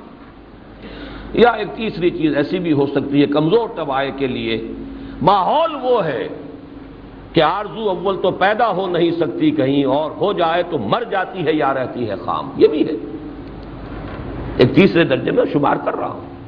اسی لیے میں نے کہا تھا ماحول ٹھیک ہو تو غلط چلنا مشکل ہوتا ہے، اور ماحول غلط ہو تو ظاہر بات ہے ٹھیک چلنے کے لیے محنت کرنی پڑے گی۔ یہ تینوں فیکٹر، اور اس میں اب آخری بات جو میں آپ سے عرض کروں گا، اگر دین کا یہ درخت کسی جگہ آ کر رک گیا ہے، نماز تو بڑی عمدگی سے، بڑی پابندی سے اور بہت ہی اہتمام سے، اور روزہ بھی اور روزے نفلی بھی چل رہے ہیں، سب کچھ ہے، اگلی منزل نہیں آ رہی، نہ وہ اقامت دین کی جد و جہد ہے، سمجھ رہے ہیں ہم تو دین کے پورا کام کر رہے ہیں، تو کہیں کوئی گڑبڑ ہے۔ یہ سٹنٹڈ گروتھ کسی پیتھولوجی کا مظہر ہے، اور یہی وجہ ہے کہ قرآن مجید میں متعدد مقامات پر حبط اعمال کا ذکر آیا ہے۔ اولئک حبطت اعمالهم، بڑی بڑی نیکیاں، بڑے بڑے اعمال، بڑی بڑی جو ہے عبادت گزاریاں زیرو سے ضرب کھا کر زیرو ہو جائیں گی۔ کیوں رک گئے تھے؟ کہاں رک گئے تھے؟ کیا خرابی تھی؟ یا تمہارا ایمان خراب تھا، یا تمہاری شخصیت کھوکھلی تھی؟ ورنہ ایمان کا تقاضا تو پھر یہ ہے بندگی رب اپنے پورے تقاضوں کے ساتھ، دین کی دعوت و تبلیغ اپنے پوری شرائط کے ساتھ، اقامت دین کی جد و جہد پورے تن من کے ساتھ، التزام جماعت کے ساتھ۔ اگر تو نارمل بیج ہو، نارمل زمین ہو، نارمل فضا ہو تو اس کو بڑھنا چاہیے۔ Some thing is wrong some where, کہاں رکے؟ یہی وجہ دیکھیے جو لوگ بدر میں گئے تھے حضور کے ساتھ، اور اس وقت تک جو صحابہ تھے حضور کے ساتھ، میں کہتا ہوں شاید کوئی 1% بدریوں کے بارے میں نہیں کہہ رہا ہوں کہیں مغالطہ ہو جائے، مدینے کے مسلمانوں میں بھی ابھی شاید کوئی 1-2% منافق ہوں گے نا، ابھی نفاق کا پودا پروان نہیں چڑھا تھا، مکے میں تو خیر اس کا وجود ہی نہیں تھا، اور آ کر مدینے میں بھی ابھی تو ابتدائی دور ہے۔ یہ غزوہ بدر کے تذکرے میں جو آتا ہے یا ایھا الذین آمنوا اذا لقیتم الذین کفروا زحفا فلا تولوهم الادبار ومن یولہم یومئذ دبرہ الا متحرفا لقتال او متحیزا الی فئة فقد باء بغضب من اللہ ومأواہ جہنم وبئس المصیر۔ یہاں خطاب کن سے ہو رہا ہے؟ اس دور کے مسلمانوں سے، اور کیا وعید دی جا رہی ہے؟ اے مسلمانوں، جب تمہارا مقابلہ کفار سے ہو جائے، جنگ، کھلی جنگ کی صورت میں کہیں میدان میں، ہرگز پیٹھ مت دکھانا۔ اگر تم میں سے کسی نے پیٹھ دکھا دی، الا یہ کہ کوئی ٹیکٹیکل موو ہے، کوئی چال ہے، کسی وقت پسپائی اختیار کی جاتی دشمن کو دھوکہ دینے کے لیے، یا کسی اور اسی طرح کی ٹیکٹیکل موو کے تحت اگر ہے تو کوئی بات نہیں، لیکن جان بچانے کے لیے بھاگنے کا اگر مسئلہ ہو گیا فقط باء بغضب من اللہ، تو وہ اللہ کا غضب لے کر لوٹا ہے، ومأواہ جہنم، جہنمی ہے، وبئس المصیر، برا ٹھکانہ۔ کیوں؟ معلوم ہوا کہیں کوئی گڑبڑ تھی تبھی تو ہوا نا۔ یہ پیٹھ پھیر کے بھاگ جانا ایک عمل ہے چھوٹا سا، میں تو کہا کرتا ہوں کچھ تولتے ہوئے ڈنڈی یوں کرتا ہے تو کتنی حرکت کی اس نے، لیکن اس کے ہاتھ کی یہ حرکت ڈنڈی مارنے کی ثابت کر رہی ہے، یا اسے یہ یقین نہیں کہ اللہ ہے، یا یہ نہیں کہ وہ دیکھتا ہے، یا یہ نہیں کہ مجھے جانا ہے اس کے پاس اور جواب دہی کرنی، اس کے بغیر کیسے یہ حرکت ہوگی؟ اسی لیے تو قرآن مجید نے صرف اس ایک حرکت پہ کیا کہا ہے؟ ویل للمطففین الذین اذا اکتالوا علی الناس یستوفون واذا کالوهم او وزنوهم یخسرون الا یظن اولئک انهم مبعوثون لیوم عظیم یوم یقوم الناس لرب العالمین۔ دل کی اوٹ میں پہاڑ ہے، یہ چھوٹی سی حرکت یہ بہت بڑا انڈیکس ہے، کیا کچھ بتا رہی ہے؟ یہی سب سمجھ لیجئے، یا تو اس رفتار سے دین میں پیش قدمی ہوگی تب تو ہے نارمل معاملہ، کہیں آ کر رک گئے، سارا کیا دھرا بھی ختم ہو جائے گا، پھر یہ نہ سمجھ یہ نمازیں روزے یہ اللہ کے ہاں چل جائیں گے، اگر یہ نہیں تو بابا پھر سب کہانیاں ہیں، کوئی شے اللہ کے ہاں وہ میزان کے اندر وزن نہیں رکھے گی۔ اس کا مطلب پیتھولوجی تھی وہاں، یہ کوئی اور ہی ہوگا، تمہاری نیت ہی کچھ اور ہوگی جو تم یہ نمازیں پڑھتے رہے ہو۔ یہاں جو تم پیٹھ دکھا کے بھاگے ہو، اس نے ثابت کر دیا ایمان نہیں ہے تمہارا اللہ پر اور آخرت پر۔ تمہیں یہ معلوم ہی نہیں ہے کہ اصل زندگی آخرت کی زندگی ہے، تمہیں تو اپنی جان زیادہ پیاری ہے اللہ تعالیٰ کی راہ میں، اللہ کے دین میں شہادت کے مقابلے میں، تو اس کے بعد تمہاری نماز روزے کی کیا بدل ہوگی؟ یہ آیت بہت ہے، یہ اگر کہیں سورہ توبہ میں ہوتی تو ہم یہ سمجھتے کہ منافقین سے خطاب ہو رہا ہے، تو سورہ انفال میں ہے، غزوہ بدر کے فوراً بعد نازل ہوئی۔ بہرحال میری اب تک کی گفتگو کا خلاصہ یہ ہے کہ میرے اب تک کے مطالعے کا، غور و فکر کا، سوچ بچار کا حاصل یہ تصور فرائض دینی ہے، لیکن افسوس کہ آج بھی میں یہ محسوس کرتا ہوں کہ خیر قوم کی عظیم اکثریت تو اس سے بری ہے ہی ہے، وہ لوگ بھی جو تنظیم میں آئے ہیں اور اسی تصور کے تحت آئے، پھر کر ان کے اوپر بھی کچھ اور تصورات جو ہے آتے ہیں، پلٹ کر وہی جو معاشرے کے اندر 1300 برس میں جو معیارات قائم ہو چکے ہیں وہ سب کے سب آ کر حملہ آور ہوتے ہیں اور یہ تصور اوجھل ہو جاتا ہے۔ تو یہ 4 جملے اگر آپ کے ذہن پر، آپ کے قلب پر لکھے ہوئے نہ رہیں، پھر یہ کہ اس کے حوالے سے اس کے لیے دلائل، اس کا استدلال قرآن سے، سورت سے، سیرت سے، سنت سے استشہاد، یہ گویا کہ اس میں بہرحال یہی اقامت دین کی جد و جہد فرض عین ہے، اسی کا نام خلافت کے نظام کا قیام ہے، حاکمیت اللہ کی، اس کے مسلمان بندوں کی، فرما بردار بندوں کے خلاف، اسی کا نام حکومت الہیہ کا قیام ہے، اسی کا نام ہے اللہ کے نور کا اتمام۔ یہ آج انشاءاللہ جو خطاب عام ہے اس میں شروع ہی میں وہاں سے کروں گا، یریدون لیطفئوا نور اللہ بافواہہم، اللہ کا نور جس کے لیے اقبال نے بھی کہا ہے کہ وقت فرصت ہے کہاں، کام ابھی باقی ہے، نور توحید کا اتمام ابھی باقی ہے۔ یہی وجہ ہے کہ آیت استخلاف میں فرمایا جب ایسا ہو جائے گا، وعد اللہ الذین آمنوا منکم وعملوا الصالحات، اللہ کا وعدہ ہے مسلمانوں تم میں سے جو ایمان اور عمل صالح کے تقاضے پورے کر دیں گے، لَيَسْتَخْلِفَنَّهُمْ فِي الْأَرْضِ كَمَا اسْتَخْلَفَ الَّذِينَ مِن قَبْلِهِمْ، لازماً انہیں زمین میں خلافت عطا کرے گا جیسے کہ ان سے پہلوں کو کی تھی، وَلَا يُمَكِّنَنَّ لَهُمْ دِينَهُمُ الَّذِي ارْتَضَىٰ لَهُمْ، اور ان کے لیے اپنے اس دین، ان کے اس دین کو تمکن عطا کرے گا جو اس نے ان کے لیے پسند کر لیا ہے، وَلَا يُبَدِّلَنَّهُمْ مِن بَعْدِ خَوْفِهِمْ أَمْنًا، اور ان کی خوف کی حالت کو امن سے بدل دے گا۔ جب یہ سب کچھ ہو جائے گا تو نٹشل کیا ہوا، یعبدوننی لا یشرکون بی شیئا، اب ہوا عبادت کا اصل اہتمام۔ جب پوری زندگی اللہ کی اطاعت میں آ گئی، جب خلافت کا نظام پورا کا پورا قائم ہو گیا، تب 100% عبادت ہوئی نا۔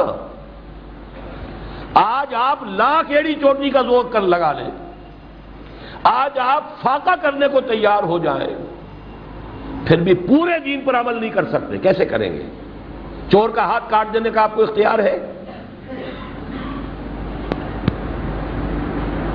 نہیں کر سکتے آپ۔ پورے دین پر تو عمل ہو گئے اس وقت جب کہ پورا نظام قائم ہو۔ اسی کو تو میں نے واضح کیا ہے، وہ چھوٹا سا کتاب کا میرا ابتدائی جو ہے سن 68 کا، مسلمانوں پر قرآن مجید کے حقوق، کہ یہ اقامت دین کی جد و جہد میں آدمی جب اپنی توانائیاں صرف کرتا ہے، گویا کہ وہ بدل ہو گیا، کفارہ ہو گیا کہ اللہ میں جو اس گناہ کا ارتکاب کر رہا ہوں کہ ایک ایسے ماحول میں سانس لے رہا ہوں جس میں تیرا دین قائم نہیں ہے، اس کا کفارہ یہ ہے کہ اپنی ساری توانائی، ساری قوت تیرے دین کو قائم کرنے کے لیے لگا دی۔ یہ کفارہ ہے اس گناہ کا، ورنہ اس ماحول میں سانس لینا گناہ ہے۔ اس میں آپ سانس لے رہے ہیں، سود آپ کے اندر جا رہا ہے۔ اس میں آپ روٹی کھا رہے ہیں، آپ نے بڑے حلال ذریعے سے کمائی ہو روٹی، آپ کے گندم کے ہر دانے میں سود آپ کے اندر جا رہا ہے۔ حضور نے فرمایا وہ وقت آئے گا کہ سود سے آدمی بچ جائے تو بچ جائے، سود کے غبار یا دخان سے نہیں بچ سکے۔ ہوا میں اگر ڈسٹ سسپینشن ہے کیسے آپ بچ جائیں گے؟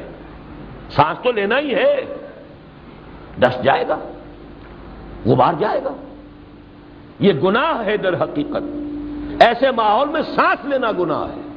میں تو لفظ استعمال کیا کرتا ہوں حرام ہے، الا یہ کہ انسان اپنی توانائی اور قوت اور صلاحیت کا بس اتنا رکھے جتنا اپنی زندگی کے مینٹیننس کے لیے ضروری ہے۔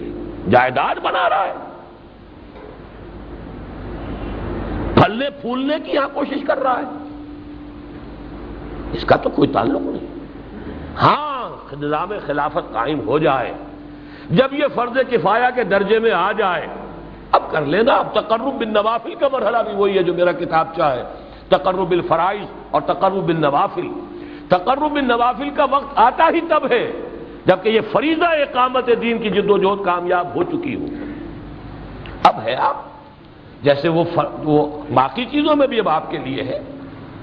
کس نے آپ کے لیے حرام کیا؟ قل من حرم زینۃ اللہ التی اخرج لعبادہ والطیبات من الرزق، اچھا کھائیے، اچھا پہنیے، حلال ذریعے سے کمائیے، بشرطے کہ وہ ماحول وہ ہے جس میں اللہ کا دین قائم ہے۔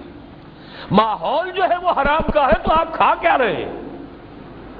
یہاں تو جو بھی آپ تھوڑے سے تھوڑا لے رہے ہیں وہ بھی گناہ سے آلودہ ہے جو آپ کے اندر جا رہا ہے، اور اس کا کفارہ یہ ہے کہ جو توانائی بھی اس سے ملی ہے جسم کو اس کا اکثر و بیشتر لگا دیجئے اس دین کو قائم کرنے میں اور اس نظام کو بدلنے میں۔ یہ ہے میرے تو آج تک کے مطالعے کا حاصل، سوچ کا حاصل، غور و فکر کا حاصل۔ اسی میں مجھے سیرت نظر آتی ہے، اسی میں مجھے سنت نظر آتی ہے، یہی مجھے قرآن مجید کا خلاصہ نظر آتا ہے۔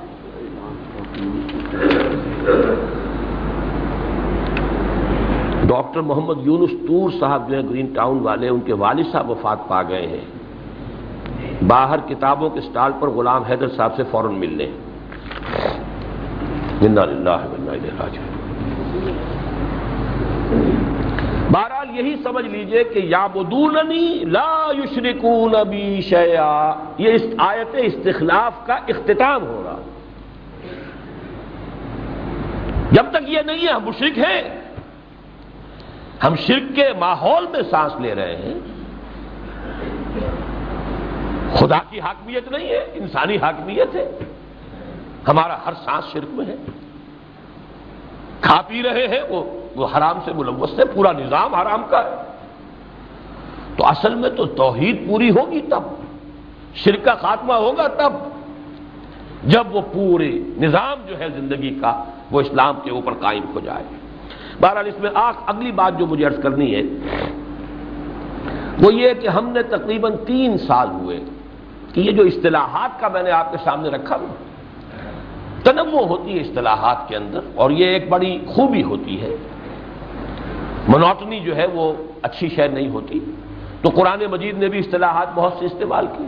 پہلی سطح پر اسلام، اطاعت، تقوی، عبادت۔ دوسری سطح پر بہت سی ہیں، تبلیغ، دعوت، تلقین، تعلیم، نصیحت، یہ سب آئے گا، امر بالمعروف نہی عن المنکر، وعظ۔ پھر یہ کہ شہادت علی الناس۔ تیسری سطح پر تکبیر رب، اقامت دین، غلبہ دین، دین کل کا کل اللہ کے لیے ہو جائے، اللہ کی بات سب سے اونچی ہو جائے، اللہ کی حکومت قائم ہو جائے، نظام خلافت قائم ہو جائے۔ بات تو ایک ہی ہے، عبارات ناشتہ بحسن کا واحد۔ تو ہم اس سے پہلے بھی جو کام کر رہے تھے، آج 19واں برس ہے۔ بہرحال میں نے تو آپ سے عرض کیا کہ 19 برس کی عمر سے کام شروع کیا میں نے، اور شعوری طور پر کیا، اللہ کا شکر ادا کرتا ہوں۔ میری زندگی میں کوئی دور ایسا نہیں آیا کہ جس میں مجھے اس کے بارے میں کوئی اشتباہ لاحق ہوا ہو آج تک۔ اب 19 کا لفظ پھر دوبارہ آ گیا کہ تنظیم اسلامی 19 برس سے اس کے لیے کام کر رہی ہے۔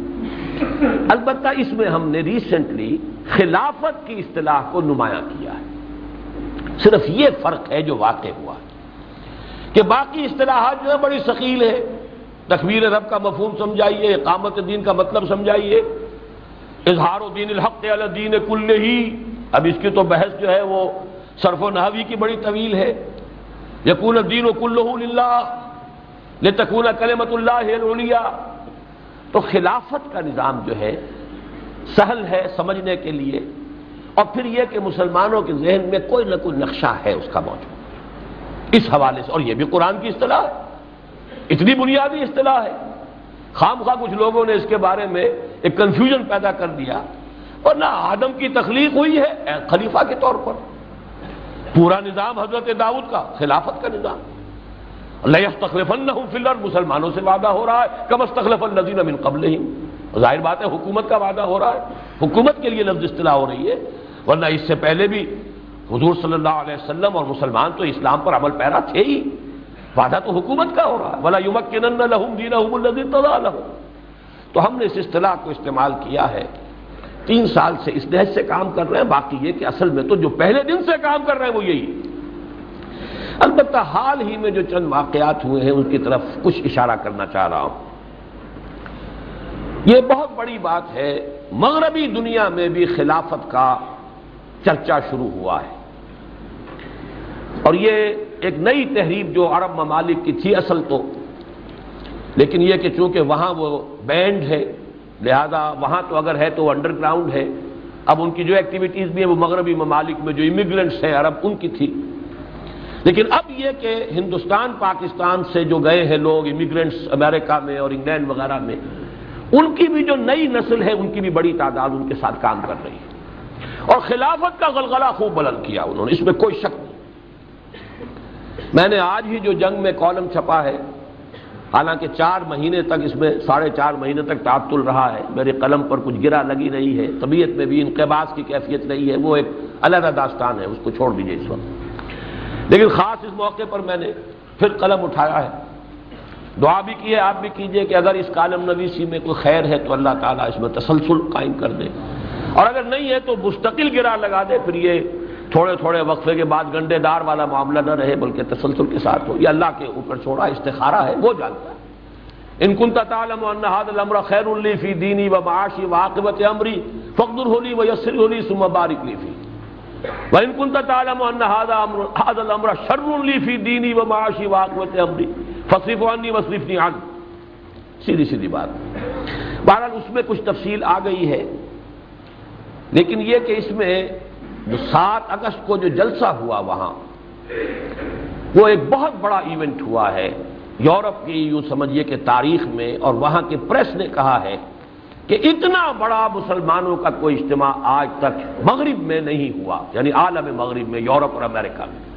یہ بات میں نے آج کالم میں لکھ دی ہے کہ یہ بات ایک اعتبار سے غلط ہے، تبلیغی جماعت کے اجتماع اس سے کہیں بڑے بڑے وہاں ہوتے رہے، جو نیومیریکلی کہا جائے تو بات غلط ہے، لیکن اس اعتبار سے صحیح ہے کہ وہ خالص ایک وہ مذہبی انداز کی وہ اجتماعات ہوتے ہیں جن میں سیاست یا نظام اس سے کوئی بات ہی نہیں ہوتی، تو ایک نظام کے اعتبار سے اور نظام خلافت کے اعتبار سے سیاسی اور انقلابی انداز کی گفتگو واقعتاً میں سمجھتا ہوں کہ بات صحیح ہے کہ اتنا بڑا اجتماع نہیں ہوا ہوگا۔ اس کو میں نے عنوان دیا ہے اذان خلافت، کیونکہ اب ہمارے ہاں جو یہ اذان ہونے والی ہے آج رات کو موچی دروازے میں اذان خلافت، بلکہ اس کے لیے تو میں لفظ لانا چاہتا ہوں اقامت خلافت، وہ میں بعد میں عرض کروں گا، اذان کے بعد اقامت کا مرحلہ آتا ہے، بہرحال اس کا مفہوم میرا کیا ہے وہ میں بعد میں عرض کروں گا۔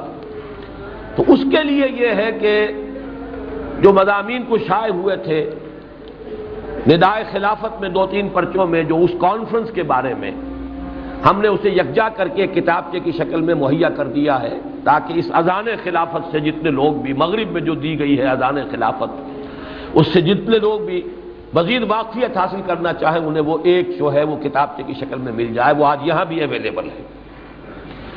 پھر یہ کہ اس کی جو ویڈیو تیار کی گئی تھی اس میں اللہ تعالیٰ نے مجھے بھی پہنچا دیا، ورنہ کہاں میں اور کہاں اس قسم کے اجتماعات میں، یہ ساری چیزیں اللہ تعالیٰ کی اپنی ایک حکمت اور تدبیر ہوتی ہے، اس کے اپنے وہ پلانز ہیں۔ تقریباً 1 گھنٹے کی تقریب میری وہاں ہوئی ہے، اور انگریزی میں تو گفتگو کرتے ہوئے ہچکچاتا ہی ہوں بہت زیادہ، لیکن بہرحال سننے والوں نے کہا ہے کہ وہ ٹھیک تقریر ہو گئی۔ تو اس کا بھی ویڈیو جو ہے وہ آج دکھایا جائے گا، جو کاروان خلافت ہمارا یہاں سے چلے گا عصر کی نماز کے فوراً بعد، آج 4 بجے یہاں نماز عصر ہوگی جماعت، اور اس کے فوراً بعد یہاں سے ہم ایک قافلے کی شکل میں روانہ ہوں گے، وہاں مغرب جا کر پڑھیں گے، اور مغرب اور عشاء کے درمیان پھر وہاں پر اس جلسے کا وہ جو ہے ویڈیو دکھایا جائے گا، اور وہ ویڈیو وہاں پر خریدنے کے لیے بھی موجود ہوگا۔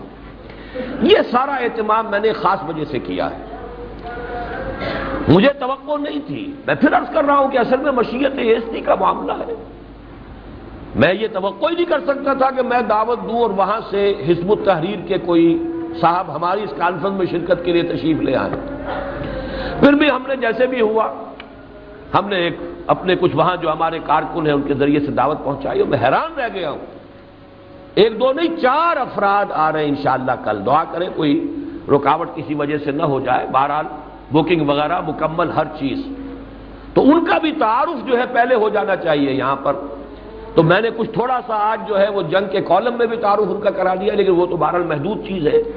لیکن یہ جو اب ہم نے وہ کتابچہ تیار کیا ہے اس میں ان کا تعارف ہو جائے گا. جمال ہاروڈ ایک کینیڈین ہے، نو مسلم ہے.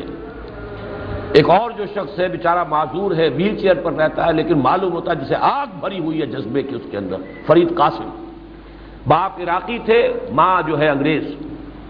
ایک ہے مشرقی پاکستانی بنگلہ دیشی مسلمان جو اب وہاں کام کر رہے ہیں، اور ایک پاکستان سے. یہ 4 کا وفد آ رہا ہے. تو 22 اور 23 اکتوبر کو جو کل اور پرسوں ہمارے اجتماعات ہوں گے یہاں قرآن آڈیٹوریم میں، تو ایک دن ان میں سے ایک کو ہم نے تقسیم کیا ہے کہ ان کی تقریریں بھی ہوں گی، تاکہ آپ کو بھی اندازہ ہو کہ یہ جو اب غلغلہ خلافت ہے، یہ جو بھی عالمی سطح پر بلند ہو رہا ہے، اس کی کیا شان ہے. اور اس کتابچے سے بھی آپ کو معلوم ہوگا کہ اس میں چونکہ وہاں کے اخبارات کے بھی ہم نے ایڈیٹوریلز بھی اور دوسرے خبروں کے کٹنگز بھی دی ہیں، تو اس سے اندازہ ہوگا کہ کیا کچھ محسوس کیا گیا ہے اس تحریک خلافت کے بارے میں. اور ہماری تنظیم تو بیچاری یوں سمجھیے کہ ان ممالک میں، امریکہ میں تو پھر بھی کچھ ہے، انگلستان میں تو تقریباً نہ ہونے کے برابر. میں کبھی اپنی تنظیمی قوت کو کبھی بڑھا چڑھا کر بیان کرنے کا قائل نہیں ہوں، نہ عادی ہوں. جو صحیح بات ہے وہی سامنے رکھتا ہوں. لیکن یہ کہ وہاں بی بی سی کے تبصرے میں ایک صاحب نے جو منیلا میں سنا، ہمارے ساتھی نے، دوست نے، انہوں نے مجھے لکھا. انہوں نے کہا تنظیم اسلامی انگلستان اور امریکہ میں اپنا اثر و رسوخ بڑھا رہی ہے اور اس سے یہودیوں کو بڑی تشویش ہو گئی. یہ بی بی سی کا تبصرہ ہو. تو اللہ تعالیٰ کی یہ بھی شان ہوتی ہے کہ کبھی وہ دشمن بڑا زیادہ دشمن ہوتا ہے، چھوٹا کر کے دکھا دیتا ہے تاکہ تمہارے حوصلے پست نہ ہوں. کبھی تمہیں بڑا کر کے لوگوں کے سامنے دکھا دیتا ہے تاکہ لوگوں کے اوپر تمہاری ہیبت طاری ہو جائے. خود حضور کی ایک مصنون دعا ہے، اللہم اجعلنی فی عینی صغیرا وفی اعین الناس کبیرا. اے اللہ مجھے اپنی آنکھوں میں تو چھوٹا بنائے رکھ، لیکن لوگوں کی آنکھوں میں مجھے بڑا بنا دے. اس لیے کہ مجھے وہ بڑائی اپنے لیے تو درکار نہیں ہے، تیرے دین کے لیے درکار ہے کہ لوگوں پر میری بات جو ہے اس کا اثر زیادہ ہو، لوگ میری بات کو زیادہ توجہ سے سنیں. اللہم اجعلنی فی عینی صغیرا وفی اعین الناس کبیرا. بہرحال یہ آج کے پروگرام میں نے آپ سے عرض کر دیا. پاکستان میں اصل میں جو بات میں کہہ رہا ہوں وہ یہ کہ پاکستان میں اذان کا معاملہ نہیں، اقامت کا معاملہ ہے.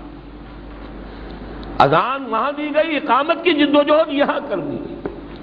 اور بڑا اچھا اداریہ لکھا تھا اس پر برادرم اقتدار احمد صاحب نے، اس کو بھی ریپیٹ کیا ہم نے، اس جو اب کتابچے کی شکل میں آ گیا ہے، کہ انہوں نے کہا کہ ہمیں قدر نہیں ہے کہ ہمیں کتنے مواقع پاکستان میں حاصل ہیں.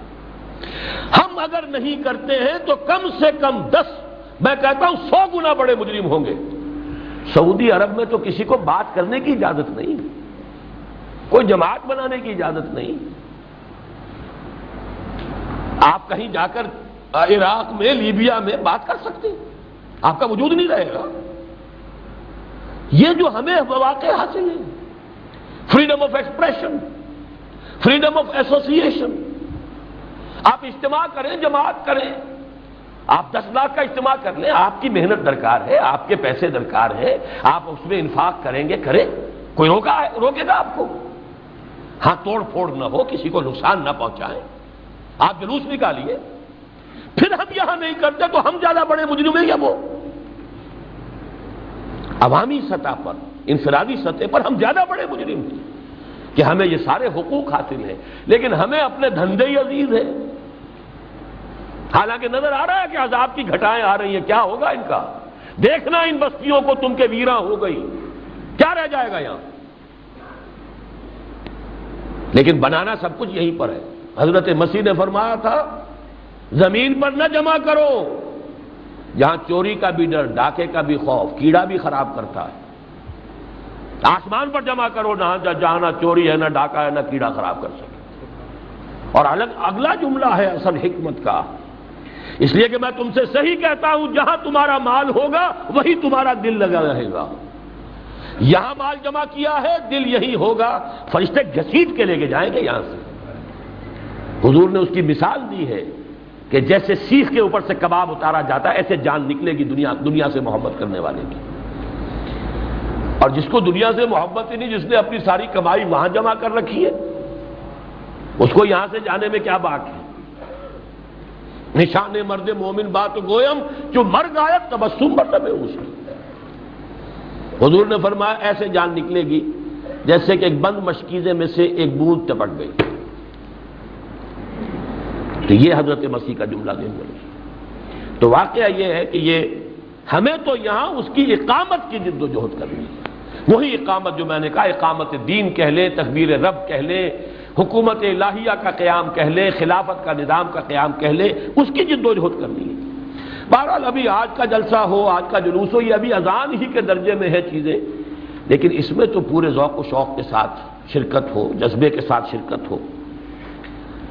میں یہاں اصل میں چاہتا یہ تھا کہ یہ جو ہینڈ بل ہم نے شائع کیا ہے، اس میں چونکہ ان تمام چیزوں کا تذکرہ ہے، لیکن یہ کہ اب میں سمجھتا ہوں کہ وقت اب ختم ہو گیا ہے، مجھے بات ختم کر دینی چاہیے، تو صرف اس اعلان کے ساتھ یہ بات اب ختم کر رہا ہوں. اس کا ایک جملہ ذہن میں رکھیے، اور یہ میری آج کی تقریر کا اصل میں تو چونکہ موضوع بھی یہی ہوگا، دنیا کا اصل اور آخری مستقبل نیو ورلڈ آرڈر کے پردے میں جیو ورلڈ آرڈر یا مٹھی بھر یہودیوں کی مالیاتی حکومت نہیں ہے، بلکہ خلافت علی منہاج النبوت کا عالمی سطح پر قیام ہے. یہ یقین جتنا گہرا ہو جائے گا پھر اس یقین سے پھر ہمت بنتی ہے، آدمی محنت کرتا ہے، کوشش کرتا ہے. تو اصل میں تو نوید خلافت میں نے جو نمایاں عنوان اپنے آج کے خطاب کا رکھا ہے، البتہ یہ کہ اس سے آگے یہ بھی ہوگا وہ خلافت ہے کیا، مختصر ترین الفاظ میں. ویسے تو میں نے 4 لیکچرز میں بھی یہ بات پوری کی ہے، 2 گھنٹے کے 4 لیکچرز، لیکن یہ کہ یہاں کوشش کروں گا کہ 1.5 گھنٹے میں ساری بات مکمل کروں. اس کے لیے کاروان خلافت میں یہاں کے حضرات سے اب کر رہا ہوں. جو ہمارے تنظیم کے لوگ آئے ہیں انہوں نے تو جانا ہی ہے، وہ تو گھر بار چھوڑ کے یہاں آئے ہوئے ہیں، تو یہاں سے کاروان خلافت میں کوئی شریک نہیں ہوں گے. اس مسجد کے نمازیوں کو میں اس وقت چاہ رہا ہوں کہ میں ان سے خاص طور پر مخاطب ہو کر کہوں اور ایک حدیث کا حوالہ دوں. حضور نے فرمایا من مشى مع فاسق ليقويه فقد اعان على هدم الاسلام. جو شخص چلا کسی فاسق کے ساتھ اسے تقویت پہنچانے کی نیت سے، اس نے اسلام کی جڑیں کھودنے میں مدد کی ہے. یہ جو ہمارے سیاسی محاذ بنتے ہیں اور وہ ان لوگوں کے لیے یہ حدیث پڑھی ہے ہمیں کہ کسی کا ساتھ دینے کے لیے اور کسی کے ساتھ تعاون کے لیے پہلے یہ دیکھا کریں فاسق ہے کہ اللہ تعالیٰ کے متقی لوگ ہیں. من مشا، جو چلا، مع فاسق، کسی فاسق کے ساتھ، لیقویہ، تاکہ اسے تقویت دے، فقط اعان علی ہدم الاسلام، تو وہ تو اپنا کام کر چکا، اس نے تو اسلام کی جڑیں کھودنے میں مدد دے دی. آگے کچھ ہوا یا نہیں ہوا وہ تو کر چکا نا. اب اس کا کانورس لیجئے، جو چلے گا اس کام کے ساتھ کہ اس کو تقویت حاصل، اس کی مدد تو شامل ہو جائے گی اس کام کے ساتھ. اس آبادی سے سب سے زیادہ تعداد میں لوگوں کو نکلنا چاہیے جو یہاں کے مستقل نمازی ہیں. یہ وہ مسجد ہے جس میں آج تک 1 پیسہ چندہ نہیں کیا گیا ہے، 1 پیسہ چندہ نہیں کیا گیا. کچھ لوگوں نے اپنا تعاون کیا، کبھی کیا، چندہ نہیں مانگا گیا. لیکن یہ ہے کہ یہ آپ کا وقت، اپنی کاریں لے کر آئیے، اپنے ساتھ لوگوں کو شامل کیجئے، اپنی آبادیوں میں سے لیجئے لوگوں کو. کیا پتا کسی کے دل میں اس وقت کیا بات لگ جائے اور اس کی زندگی میں انقلاب آ جائے. حضور کا جو خطبہ حجۃ الوداع کا آخری جملہ ہے، بڑا پیارا جملہ ہے، بڑا حکیمانہ جملہ ہے. رب مبلغ اوعى من الحامل. جب آپ نے فرمایا کہ لوگوں جنہوں نے میری یہ باتیں سنی ہیں اب آگے پہنچاؤ، فلیبلغ الشاہد الغائب، جو یہاں ہے اب ان کے ذمے ہے کہ وہ پہنچائیں ان کے جو یہاں نہیں ہے. فرب مبلغ اوعى من الحامل. کبھی کبھی ایسا بھی ہوتا ہے کہ جس کو بات پہنچا دی جاتی ہے وہ زیادہ قدردان ہوتا ہے اس بات کا، اس کی نسبت جس نے پہنچایا ہے. پہنچانے والے کو پتا نہیں کہ میں نے کتنا بڑا ہیرا دے دیا اس کو، اور دینے والا سمجھ گیا کہ تو ہیرا ہے، یہ کانچ نہیں ہے. تو تم پہنچاؤ، اور تمہارے پہنچانے سے اس کی زندگی میں کوئی انقلاب آ جائے تو اس کی نیکیوں کے ثواب میں جو ہے تمہارا حصہ اللہ تعالیٰ کے ہمیشہ کے لیے کھل جائے گا۔ تو یہاں پر یہ ہے کہ 4 بجے جماعت عصر میں شریک ہو، اپنی گاڑیاں لائیں، جھنڈے یہاں اس کے لیے بنائے گئے ہیں، گاڑیوں پر جھنڈے ابھی لے جائیں۔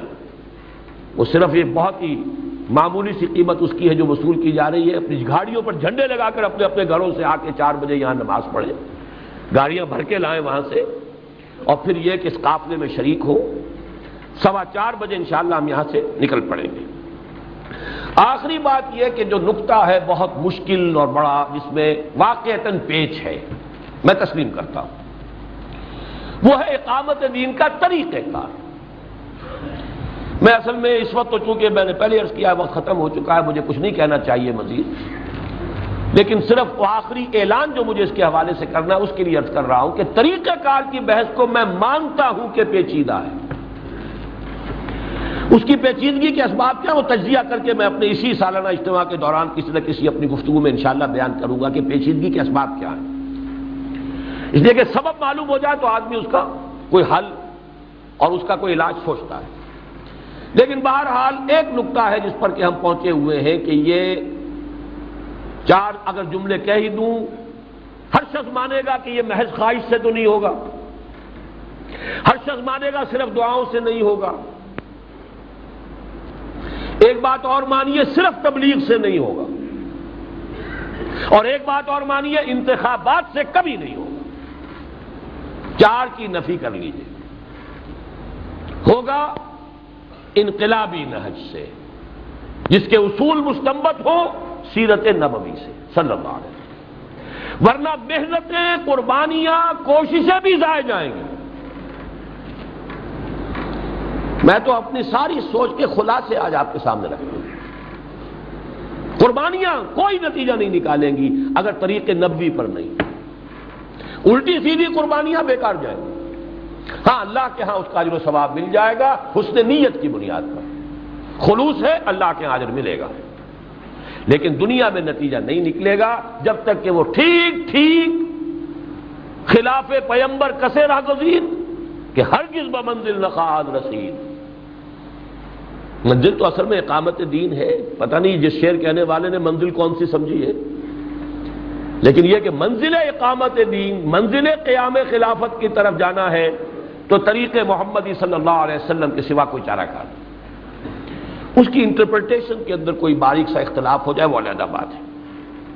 بہرحال ہم نے اس مرتبہ جو خاص اہتمام کیا ہے وہ یہ ہے، جو حضرات بھی یہ سمجھتے ہیں یا داعی ہیں کہ ہم انتخابی طریقے سے کنارہ کش ہو کر انقلابی طریقے پر عمل پیرا ہیں، اب وہ کیا ہے واقعتاً ہے نہیں ہے اس سے ہمیں بحث نہیں، جو یہ مدعی ہے کہ ہم الیکشن کے راستے کو تج کر چھوڑ کر اور ہم انقلابی طریقہ کار پر عمل پیرا ہیں، ہم نے ان کو دعوت دی ہے کہ آئیں ہمارے اجتماع میں، میرے یہ سارے ساتھی جو ہیں پاکستان کے کونے کونے سے وہاں جمع ہوں گے، وہ اپنے طریقہ کار کی وضاحت کریں۔ میں نے تو ٹھیک غالباً 10 سال پہلے 84 ہوگا وہ یا 85، جس میں اسی مسجد کے اندر اپنے تمام بھیڑوں کو جمع کر دیا تھا، اور کئی تو واقعی بھیڑیے ثابت ہوئے کہ جو آئے تقریریں کرنے کے لیے، انہوں نے ہمارا مذاق بھی اڑایا، اپنا استہزاء بھی کیا، ہمارے اوپر فقرے بھی چست کیے، اور ہم نے بیٹھ کر سنے۔ ہم نے کہا یہ ہمارا دین کا خلاصہ ہے جو ہم نے سمجھا ہے، آپ اس کے اوپر تنقید کیجئے، صحیح ہے تو تائید کیجئے۔ لوگ تائید کرنے والے بھی آئے، تماشا بنانے والے بھی آئے، لیکن صبر و سکون کے ساتھ ہمارے ساتھیوں نے بات کو سنا، اور میں نے طے کر لیا تھا کہ میں تو جواب بھی نہیں دوں گا، سوال بھی نہیں کروں گا، ایک سے صرف سوال کیا تھا خاص اجازت لے کر، باقی ہمارے رفقا کو اجازت تھی کہ وہ سوال کر سکتے ہیں بات سمجھنے کے لیے۔ تو بالکل اسی نہج پر ہم نے اس مرتبہ یہ 2 دن کل اور پرسوں یہاں جو اس پاکستان میں جو لوگ طریقہ کار پر عمل پیرا ہیں، ایک تنظیم الاخوان مولانا محمد اکرم آوان صاحب کی، ان کو دعوت دی ہے، انہوں نے مان لیا، انشاءاللہ پرسوں وہ ہوں گے۔ کراچی میں ایک صاحب ہے بریلوی مکتب فکر سے، ہم تو اس سے فرقے واریت سے بلندتر ہو کر بات کرنا چاہتے ہیں، وہ سید جمال الدین صاحب مفتی ہیں، ان کی بعض کتابیں بھی ہم نے دیکھی پسند آئی ہیں، وہ بھی تشریف لا رہے ہیں، وہ انشاءاللہ کل ہوں گے۔ اسی طریقے سے اہل حدیث مکتب فکر میں جو یہ جن کا کہ اس وقت اجتماع بھی ہو رہا ہے، بہت بڑا ہو رہا ہے مرید کے میں، تو ان کو بھی ہم نے پروفیسر سعید صاحب کو دعوت دی ہے، وہ بھی آئیں گے۔ تو گویا کہ بریلوی بھی، اہل حدیث بھی، اور یہ جو ہے یہ بھی بہرحال تصوف کے سلسلے کے آدمی ہے، اور پھر یہ کہ میجر محمد امین منہاج صاحب جو ہے وہ بھی تحریک فہم القرآن، یہ ہم نے طے کر لیا ہے کہ صرف مفکرین نہیں چاہیے ہمیں، وہ جنہوں نے کوئی نہ کوئی اجتماعی جد و جہد شروع کی ہو، جماعت بنائی ہو، ورنہ انڈیویجول جو ہے وہ تو بڑے بڑے مفکرین جو ہے، لاکھ حکیم سر بجیب ایک کلیم سر بکف، بہرحال میدان میں آ کر کچھ لوگوں کو ساتھ جوڑا ہو کام کرنے کے لیے، انہیں ہم نے دعوت دی۔ خواہش تو ہماری بڑی تھی کہ صوفی محمد صاحب جنہوں نے وہ تحریک شروع کی ہوئی ہے مالا کنڈ کے علاقے میں، اور جنہوں نے 2 مرتبہ بڑے بڑے جو ہے مظاہرے کیے ہیں، تو ان کو بھی دعوت دی تھی، لیکن ان کے کچھ حالات ایسے تھے اس وقت، جس میں ایک بات یہ بھی تھی کہ اندیشہ ہے کہ اگر وہ وہاں سے کہیں باہر آ جائے، اس وقت وہاں تو قلعے میں ہے وہ، اور حکومت ہاتھ ڈالتے ہوئے ڈرتی ہے ان پر، لیکن ہو سکتا ہے کہ انہیں فوراً گرفتار کر لیا جائے اور تحریک جو ہے پھر وہاں بغیر لیڈر کے رہ جائے، وہ بہت خطرناک شکل ہو جاتی ہے، کیونکہ وہاں بہرحال پٹھان خون ہے، پچھلے دنوں بھی وہاں پر کئی جانے گئی ہیں، تو اس حوالے سے ان کا وہاں رہنا ضروری ہے۔ بہرحال خواہش تھی کہ وہ آتے، لیکن وہ ان کی معذرت آئی۔ تو 4 حضرات یہ پاکستان سے، اور یہ 4 حضرات جو اب انگلستان سے آ رہے ہیں، تو یہاں پر یہ ایک لیفلیٹ بھی تقسیم ہوا ہے، اس میں عبارت جو ہے وہ عوام کو شکایت ہے کہ مذہبی جماعتیں ایک پلیٹ فارم پر جمع نہیں ہوتی، اس تاثر کے ازالے کے لیے تنظیم اسلامی کے 19ویں سالانہ اجتماع کے موقع پر آج اور کل کے، کیونکہ کل جو ہے یہ تقسیم ہوگا 22 اور 23 اکتوبر کو، کل اخبار میں بھی اس کا اشتہار آئے گا، بعد نماز مغرب قرآن آڈیٹوریم میں نفاذ اسلام کے لیے انقلابی جد و جہد میں یقین رکھنے والی جماعتوں کے حسب ذیل سربراہ جو ہے وہ اپنا بیان کریں گے۔ تو اس میں بھی یہ بھی ظاہر بات ہے، تنظیم کے رفقا تو جو کراچی سے چل کے آ گیا وہ ہے ہی ہے، اور جو پشاور سے یا دیر سے چل کر آ گئے وہ تو شامل ہوں گے ہی۔ اس وقت خاص طور پر میں نے جو حضرات بھی یہاں کے مقامی آبادی کے یہاں موجود ہوں ان کی اطلاع کے لیے چند باتیں عرض کر دیں۔ بس اسی پر میں اپنی گفتگو ختم کر رہا ہوں، ابھی 2 منٹ بیٹھیے، چند چیزیں ہیں جو اور سن لیجئے۔ یہ جو ہمارا یہاں سے کاروان خلافت